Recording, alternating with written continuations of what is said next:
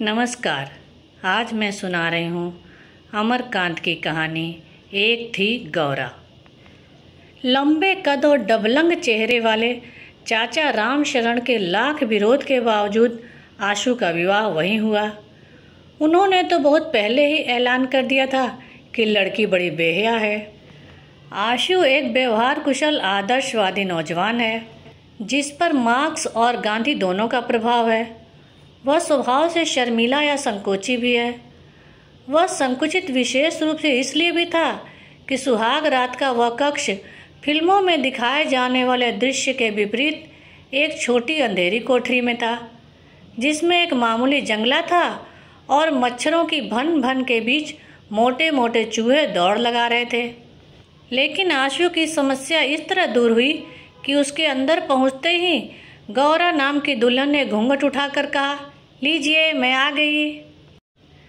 आप जहाँ रहते मैं वहीं पहुँच जाती। अगर आप कॉलेज में पढ़ते होते तो मैं भी उसी कॉलेज में पढ़ती होती, तो मैं ज़रूर आपके प्रेम बंधन में बंध गई होती। आप अगर इंग्लैंड में पैदा होते तो मैं भी वहाँ ज़रूर किसी न किसी तरह पहुँच जाती। मेरा जन्म तो आपके लिए ही हुआ है। कोई चूहा कहीं से कूदा, खड़खड़ की आवाज़ हुई और उसके कथन में व्यवधान पड़ा। वह फिर बोलने लगी, मेरे बाबूजी बड़े सीधे साधे हैं, इतने सीधे हैं कि भूख लगने पर भी किसी से खाना ना मांगे। इसलिए जब वह खाने के पीढ़े पर बैठते हैं तो अम्मा कहीं भी हो दौड़कर चली आती हैं। वह जिद करके उन्हें ठूंस ठूंस कर खिलाती हैं, उनकी कमर की धोती ढीली कर देती हैं ताकि वह पूरी खुराक ले सकें। हमारे बाबूजी ने बहुत सहा है, लेकिन हमारी अम्मा भी बड़ी हिम्मती हैं। वह चुप हो गई।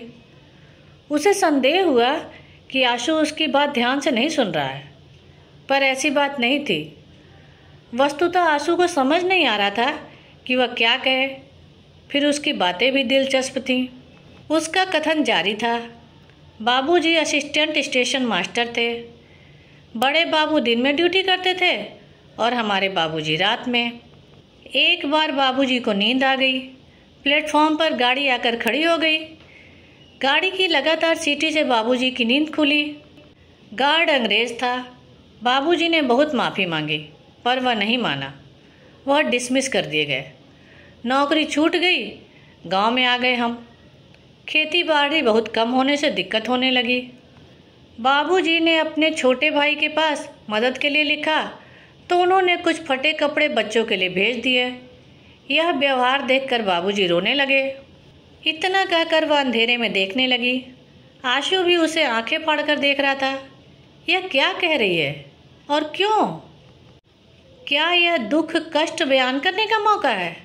न शर्म न संकोच, लगातार बोले जा रही है। उसने आगे कहना शुरू किया, लेकिन मैंने बताया था ना, मेरी माँ बड़ी हिम्मती थी। एक दिन वह भैया लोगों को लेकर बड़े अफसर के यहाँ पहुँच गई। भैया लोग छोटे थे। वह उस समय गई जब अफसर की अंग्रेज औरत बाहर बरामदे में बैठी थी। अम्मा का विश्वास था कि औरत ही औरत का दर्द समझ सकती है।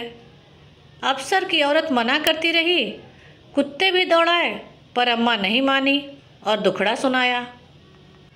अंग्रेज अफसर की पत्नी ने ध्यान से कुछ सुना, फिर बोली, जाओ हो जाएगा।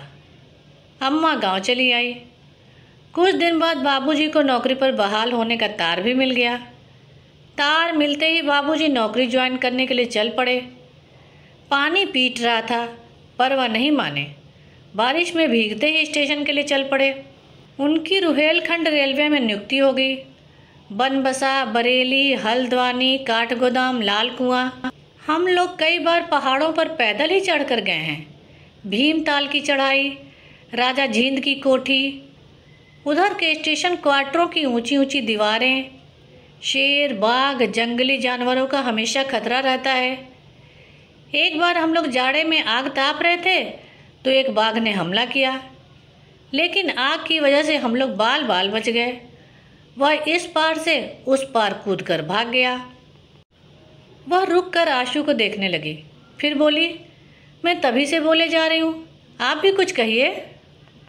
आशु सकपका गया, फिर धीमे से संकोच पूर्वक बोला, मेरे पास कहने को कुछ खास नहीं है। हाँ, मैं लेखक बनना चाहता हूँ। मैं लोगों के दुख दर्द की कहानी लिखना चाहता हूँ, लेकिन मेरे अंदर आत्मविश्वास की कमी है। पता नहीं मैं लिख पाऊँगा कि नहीं। क्यों नहीं लिख पाएंगे? ज़रूर लिखेंगे। मेरी वजह से आपके काम में कोई रुकावट ना होगी। मुझसे जो भी मदद होगी हो सकेगी मैं ज़रूर करूँगी। आप निश्चिंत रहिए। मेरे भैया ने कहा है कि तुम्हें अपने पति की हर मदद करनी होगी, जिससे वह अपने रास्ते पर आगे बढ़ सकें।